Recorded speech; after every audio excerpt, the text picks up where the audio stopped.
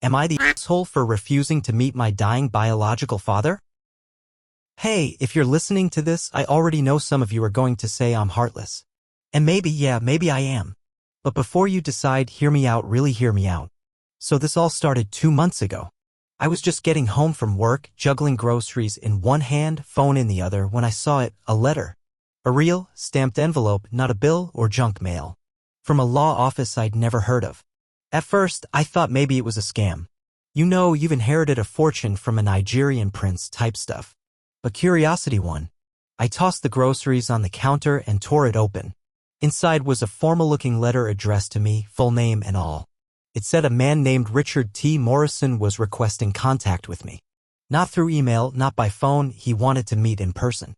He was dying, apparently. Stage 4 pancreatic cancer. The letter said I was his biological son. Now, that hit like a freight train. Let me be clear, I already had a dad. His name was Paul. He raised me, fed me, taught me how to ride a bike, grounded me when I failed algebra, and hugged me when my dog died. He passed away when I was 22. And whatever kind of man he was, quiet, a little stern, a man of few words, he was mine. So, who the hell was Richard? I called my mom right away. And when I told her the name, I swear, I heard her soul leave her body for a second. Silence. Then she asked me to come over. That was a red flag if I've ever seen one. I went. She made tea. She always makes tea when she's about to tell me something heavy, and then she said it. She'd had an affair. I was the result. She and my dad were already married at the time. Richard was her boss. Married too, with his own kids. She was 24, working as a secretary at his firm. It was one of those messy, awful situations. She found out she was pregnant just as Richard decided to stay with his family. She told my dad, who, God bless him, said he'd raise me like his own. And he did. For 3 decades. He never once let on that I wasn't his. He chose to be my dad. But now this man, this Richard, wanted to meet. On his deathbed. To tell me whatever it is dying men need to get off their chests. I wish I could say I felt conflicted. I didn't. I felt sick. Angry. Betrayed. Not just by my mom, but by the very idea that this stranger thought he could just show up at the end and be part of my story. I threw the letter in the trash. And I told myself I was done with it. But you're listening to this now, so obviously I wasn't. So yeah, I thought tossing the letter would be the end of it. Just a dramatic blip in an otherwise normal life. But when you learn your entire existence is built on a lie, it doesn't just go away. It follows you in the car, in the shower, when you're trying to sleep, and suddenly you're staring at the ceiling wondering what else isn't real. A week later, I couldn't take it anymore. I went back to my mom's. She must have known I'd come. She didn't say anything, just sat there with that same mug of tea and those sad, tired eyes like she was waiting for the next punch to land. I didn't yell. I didn't cry. I just asked her to tell me everything. From the beginning. And she did. She met Richard when she was 23. He was her boss, 10 years older, married with 2 kids, and her words, not mine, intoxicating. Said he made her feel like she was the only person in the world when he looked at her. You know the type. What started as just lunch turned into accidental drinks, which turned into late nights at the office. She didn't even realize how deep she was until she missed her period. When she told him, he didn't rage or scream. He just froze. Then he offered her money. To disappear. Not just from his life, but from town. She refused. She loved him, or thought she did. She told my dad. And here's where it gets worse. Apparently, he knew right away. Knew I wasn't his. But he told her that if she ended the affair and never spoke to Richard again, he'd stay. He'd raise me like I was his own, no questions asked. So she did. Or, at least, she said she did.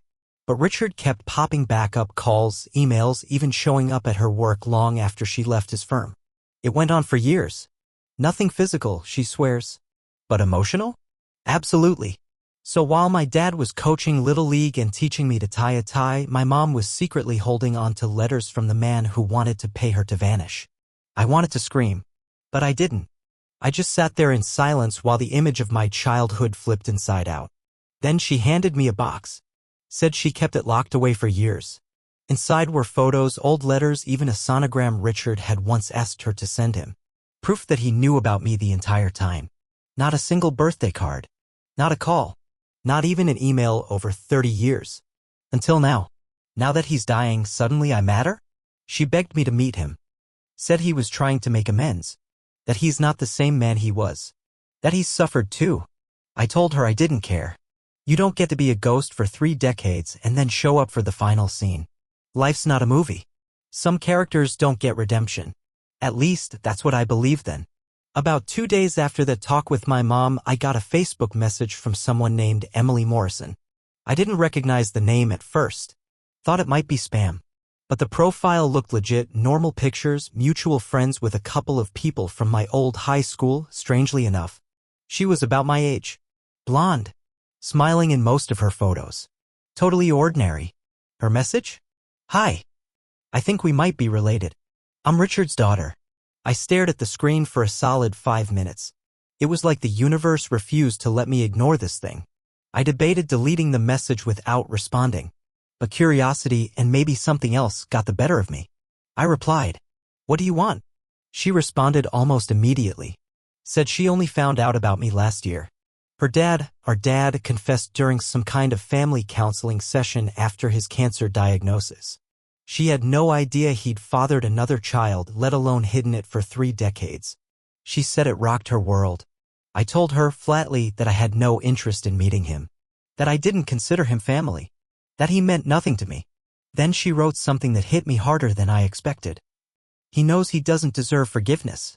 But he's trying to die a little less broken. I didn't answer. A few hours later, she sent a follow-up message. This one was longer. Said she wasn't defending what he did, that she was furious with him for lying to their entire family. Said her mom left him, her brother won't speak to him, and now she's the only one still talking to him, mostly out of obligation and pity. But she added something else that stuck with me. He talks about you every day. Says you're the only thing he did that ever felt real. That he watches the clock, wondering if you'll come. That it would mean everything. I didn't know what to say to that. I didn't ask to be someone's redemption arc. She told me he was in hospice now. Said the doctors gave him less than a month. I left her on read. Later that night, I told my wife. She just listened, didn't say much. Then she asked the question I'd been dreading. Do you think you'll regret it if you don't go? And honestly, I didn't know. Still don't.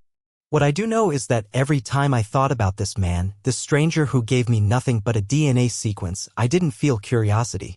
I felt rage. Not the kind that burns out. The kind that simmers for decades without you even realizing it's there. But now I wasn't just turning my back on him. I was turning my back on Emily too. On a sister I never knew I had. And even as I tried to justify it to myself, I couldn't shake the feeling that maybe this wasn't as black and white as I wanted it to be. After my exchange with Emily, I couldn't sleep. I kept seeing her message in my mind. He's trying to die a little less broken. It sounded noble on the surface, but something about it felt manipulative. Convenient. Like this was less about healing and more about easing his guilt before he left the world. I didn't respond. But the next morning I did something I swore I wouldn't. I went digging. There was a box in my mom's attic that she mentioned during our talk. She said it had old journals, photos, letters she'd kept locked away for years. At the time, I told her to toss it. That I didn't care. But now, I wanted to know what kind of man Richard really was. Not the man dying in a hospice bed, but the man who shaped my entire life from the shadows. She hesitated when I showed up. Said some things were better left buried. But I insisted. The box was heavy. Dusty. Smelled like old paper and dried up memories. I took it home and spent the whole night going through it. The first few things were innocent photos of my mom in her 20s, smiling at office parties, letters between her and her friends. But then I found the stack labeled R. At first, they read like your typical forbidden romance stuff. I miss your laugh. I think about your eyes every night. That kind of thing. But as I kept reading, the tone shifted. He got colder. Demanding. Possessive. There was one letter where he accused her of trapping him with the pregnancy. Said she knew exactly what she was doing when she didn't get an abortion. Another where he threatened to tell his wife everything if my mom didn't stop acting crazy. In one, he outright mocked my dad for raising another man's kid. That one made my stomach turn. But what haunted me most was a journal entry from my mom. Dated a few months after I was born. He showed up outside the house again today. I told him never to come back. Paul was inside. He never saw. Thank God. I hate him. I love him. I don't know who I am anymore. She was broken, torn between two lives. And I was the proof of all of it. The living, breathing reminder of her biggest mistake and her greatest lie. By the end of the night, I was shaking. Not just from anger, but from something deeper, disgust. Not at her. Not entirely. But at the way this man had haunted our lives like a ghost with unfinished business. I could feel him trying to rewrite his legacy from the grave. Trying to put a bow on a story he shattered. And I wasn't sure I wanted to give him that. But the box, the letters, they made one thing clear. He hadn't just disappeared. He'd run. And he'd let us all bleed from the wounds he caused. Now suddenly he wanted to patch it all up with a deathbed apology? Yeah. I wasn't buying it. It would have been easier if it had just ended there, with me stewing in quiet anger and shoving the box back into the attic to rot. But of course, life never makes it that easy. A week later, another letter arrived. Same law office. This one wasn't handwritten, it was typed, formal, and cold. It outlined something I hadn't expected at all. Richard was leaving me something in his will. Correction, a lot of something. Apparently, he'd made a decent amount of money over the years. Investments, real estate, some company buyout back in the 2000s. And now, as part of his final arrangements, he'd left me a substantial inheritance on one condition. I had to visit him before he died. In person. Just one visit. No requirement to forgive or even talk. Just show up. Let him look me in the eyes once. The lawyer made it clear, if I declined, the money would be redistributed to charities and, get this, his church. The irony was suffocating. There was also a property involved. A lakeside cabin in Vermont. Apparently, he bought it the year I was born but never used it. Just in case, the letter said. Like it was some kind of twisted fatherly gesture. I'll be honest, I laughed. Right there in my kitchen. Laughed so hard I nearly dropped my coffee. It felt like the most Richard thing he could have done. Dangle a fortune in front of me, then make it conditional. A final power play. One last chance to pull the strings and make me dance like everyone else had. When I told my wife, she was quiet for a long time. Then she asked, what if you did go? Not for him. For us. For our future. I couldn't blame her. We weren't rich. We were scraping by. Mortgage, student loans, daycare, this money would change our lives. Completely. But I couldn't shake the feeling that taking it meant losing something bigger. My integrity. My boundaries. My right to say no. I posted about it anonymously. Just looking for clarity, I guess. The replies poured in, thousands of them. Some people said I was doing the right thing. That closure isn't always necessary. That I didn't owe him a thing. Others weren't so kind. Are you really going to let pride cost your kid a better life? He's dying. 1 hour of your time, are you really that bitter? He's your father, whether you like it or not. But that last one, that one hit wrong. Because he wasn't my father. Paul was. The man who tied my skates before practice and stood in the rain during my school plays. The man who chose me every single day. Richard? He was a sperm donor with a wallet and a guilty conscience. Still, the idea of that money lingered. Like a voice whispering in the dark. It wasn't just about revenge anymore. It was about legacy. And whether accepting it would taint mine. The inheritance letter stirred up more than just money drama, it unearthed something deeper. Guilt? The kind that coils in your chest and doesn't let go. Because if I'm being real with you, that offer made me think about Paul. Not Richard. Not the man dying in a hospice bed. But Paul, the man who sat through school conferences even when I got detention. The guy who helped me with my science projects even though he barely finished high school himself. The one who taught me how to drive and then didn't speak to me for 2 days when I dented the car. He was quiet. Old-fashioned. The kind of man who didn't say, I love you often, but showed it in gas station snacks and oil changes. I used to think he was distant because that's just who he was. But now, I started to wonder if he held back because he was protecting himself. What if he spent my entire life loving a kid he knew wasn't his? What kind of pain does that create? I went digging again, this time through an old footlocker my mom had tucked away. Inside, I found something I never expected, a letter. Addressed to me. Unsigned. Unsent. The handwriting was unmistakable. Paul's. You'll never know how much I wanted to tell you the truth. Not because I wanted to hurt you, but because I needed you to understand that love is a choice. And every single day I chose you. That line cracked something open in me. I sat there on the floor, reading that note over and over. He never meant for me to see it. Maybe he wrote it on a bad day. Maybe he burned a dozen others. But that one survived, tucked away and forgotten. There were no grand confessions, no melodrama. Just quiet honesty. He talked about how hard it was at times watching me grow up with another man's face. How he sometimes saw glimpses of Richard in me and had to look away. But never did he stop being my dad.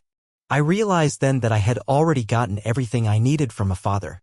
A man who stayed when he didn't have to. Who never once used my existence as leverage. Who never asked for praise or forgiveness. He just was there.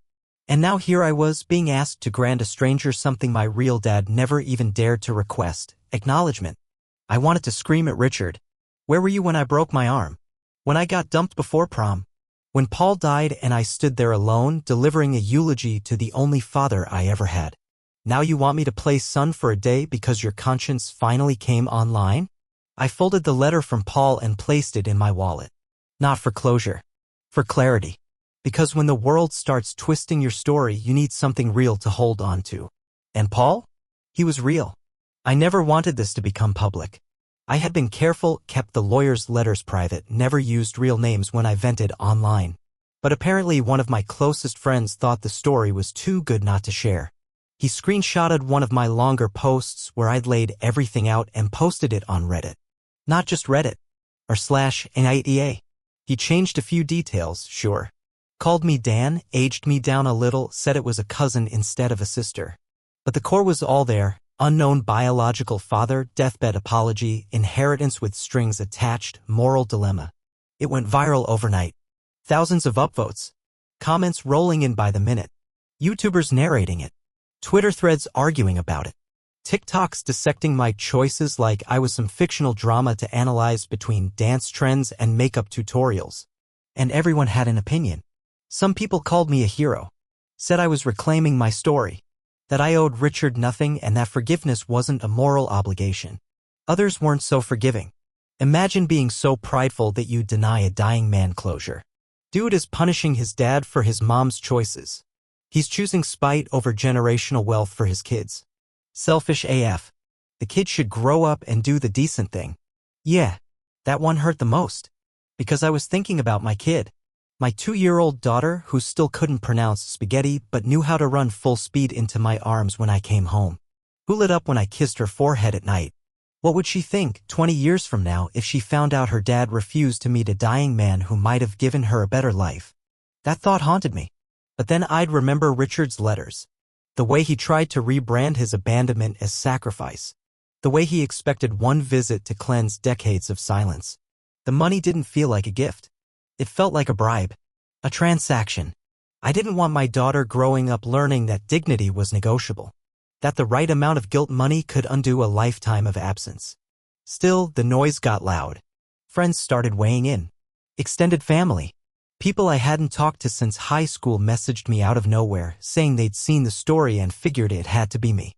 Even my boss pulled me aside one day and said, "Hey, if that post is about you, just know I think you're doing the right thing, but also wow." I laughed. What else could I do? I didn't ask to be a case study in online morality. I didn't want to be some viral debate topic or Reddit karma generator. I just wanted to be a man trying to protect what little truth he had left. But that's the thing about the internet, it has a way of turning your life into someone else's entertainment. And even as I tried to ignore it all, I knew. This wasn't over yet. After the Reddit post exploded, I started ignoring messages. I muted notifications, let calls go to voicemail, even ghosted my inbox for a bit. I needed space. But then I got an email, one I couldn't scroll past. It was from Emily, my half-sister. Subject line, "Please watch this. It's not what you think." Attached was a video file titled, "For Him." My hands hovered over the keyboard. I didn't want to open it. Didn't want to see his face or hear his voice. But after a minute I clicked. The video started in a dim hospital room. White sheets. Machines softly beeping. A pale man propped up by pillows, oxygen tubes in his nose, eyes sunken and lined with dark circles. It was Richard. He looked like a ghost. His voice was scratchy, barely audible. "I don't deserve to ask anything of you," he said. "Not after what I did. What I didn't do." He coughed, long, rattling, ugly. Emily's voice off camera gently urged him to stop, but he shook his head. "I've replayed your life in my head 1,000 times. The games I missed. The birthdays. The way I gave up before I even tried. You don't owe me forgiveness. But I needed you to know. I thought about you every single day. That part? That hit me in a weird place. Because thinking about someone every day is easy. It costs nothing. You can think about someone while sipping coffee or folding laundry or cheating on your wife. What Richard never did, what Paul did, was show up. There's something I want to say in person, he continued, if you'd let me. 2 things, actually. Not for me, for you. He coughed again, harder this time. The screen shook slightly as Emily moved to help him. Please, just once, he whispered. The screen went black. I sat there for a long time just staring. The sound of his voice had stirred something in me I didn't expect, not pity, not exactly. But this weird sense of responsibility. Like maybe, just maybe, walking away wasn't as simple as I thought it was. I showed the video to my wife. She didn't say anything for a while. Then she asked, do you want to go? I don't know, I said. And that was the truth. Was it possible he had something worth hearing? Or was this just another manipulative play to get me to soften before he died and rewrite his legacy in his own favor? I thought of Paul. Would he have wanted me to go? I couldn't answer that either. But the video made one thing clearer: Richard wasn't bluffing. He was dying. His body was already halfway gone. He didn't look like a man holding cards. He looked like a man who'd already folded. And now the choice was mine. Not just about forgiveness, but about whether I believed there was anything left to gain from the man who gave me life and then vanished from it. I thought the video would be the last thing. That after seeing Richard in that state, I'd made my decision and that was it. No dramatics, no third act twist. But then, 2 days later, Emily showed up at my job. No call. No warning. She just walked into the lobby, jeans, hoodie, puffy eyes, and asked for me by name. One of the receptionists texted me, said there was a woman downstairs who says she's your sister. I almost didn't go down. But curiosity or guilt dragged me to the elevator. She looked tired. Like she hadn't slept since the day she messaged me. She held something in her arms, a leather-bound photo album. Before I could even speak, she said, I'm sorry. I didn't know what else to do. We sat on a bench outside, near the parking lot. It was cold, overcast, and the kind of quiet where everything feels like it might shatter. She opened the album and handed it to me. It was full of pictures. Not just recent ones. There were decades worth black and white shots of Richard as a teen, graduation photos, wedding pictures, baby photos of me. On the back of one photo, me as a toddler, taken from far away, was a note in scrawled handwriting, watched from across the park. He smiled like me. I felt the chill creep under my skin. Then came the letters. They weren't addressed to anyone. Just confessions. Rambling pages of guilt, apology, regret. He wrote about being scared. About choosing his wife and kids over a mess he wasn't man enough to face. About how he tried to convince himself that staying away was a mercy. Some parts were sincere. Others felt hollow. Like a man trying to construct a noble version of a coward's life. Emily didn't defend him. Not once. He ruined a lot, she said. He hurt all of us. Me, my mom, my brother. But he never forgot you. He kept this house in Vermont your whole life. Never sold it. Just in case. Then she handed me a key. 48 hours, she said. That's what the doctors give him at most. He's waiting. I'm not here to beg. I think you deserve the full story. Whether you want to hear it or not, that's your call. She stood to leave, and for a second I just sat there, holding the key like it weighed 50 pounds. When I finally looked up, I asked, why are you doing this? After everything? She shrugged. Because no matter how awful he was, he's still my dad. And you're still my brother. I didn't stop her as she walked away. Didn't know if I ever would see her again. But I sat there for a long time staring at that album. That key. Those words on the photo. He smiled like me.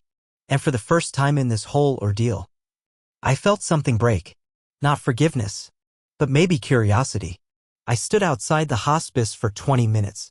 Just stood there. The key Emily gave me was in my pocket, the photo album left behind in the car. The air smelled like antiseptic and rain. Inside, I knew Richard was probably lying in a bed seconds from the end.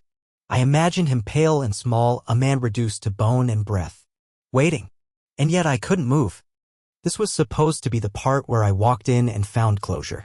Or maybe screamed at him. Or maybe just stared at him until the machines went silent. Some big, emotional movie moment. But I couldn't even open the door. What was I hoping to find? A reason? An apology? Something that would undo 30 years of silence? That would make the absence feel like a decision instead of cowardice? The truth is, part of me wanted to hear what he had to say. I did. I wanted to hear the two things he said were for me. But there was this bigger part, this louder part, that felt like even giving him that was surrender. Letting him write the final chapter. And I wasn't sure I could live with that. So instead, I sat down on a bench just outside the hospice doors. I pulled out my phone. Opened the photo of Paul, the one from my wedding day. He had this stupid crooked tie I tried to fix 3 times, and finally he slapped my hand and said, "If people care about my tie more than you getting married, we've got bigger problems." I smiled. That man had never written me a heartfelt letter. Never showed up at my job. Never made grand gestures. He just showed up. Every single day. And he died thinking I'd never know the truth. Maybe that's why I couldn't go inside. Because doing so felt like betraying the man who stayed by giving the man who ran exactly what he wanted. I stood up, took the key from my pocket. It felt warm from my hand. I walked to the curb and dropped it in the storm drain without a second thought. Then I pulled out the letter Richard's lawyer had sent, the inheritance clause. I read it one more time, folded it neatly, walked to the nearest trash can and let it go. I didn't feel triumphant or angry, just still. Sometimes the most honest goodbye is the one you never say out loud. I walked back to my car, drove home in silence. When I got there, my daughter ran to me like she always did, arms wide, eyes sparkling, no questions asked. I scooped her up and whispered, "You're going to grow up knowing exactly who your dad is." She laughed. Probably didn't understand. But that didn't matter. I did. So if you're wondering whether I'm the A*** hole for refusing to meet the man who gave me life, maybe I am. But I'm also the son of the man who gave me everything else. And I'm at peace with that. So now I've told you everything, every letter, every secret, every moment I stood at the edge of forgiveness and chose the other way. Now I want to ask you honestly, was I the asshole for refusing to meet the man who gave me life, even if it meant turning my back on the one chance for closure? Or did I finally choose the only father who ever truly chose me? Write in the comments whether the author is an asshole or not. And subscribe to the channel.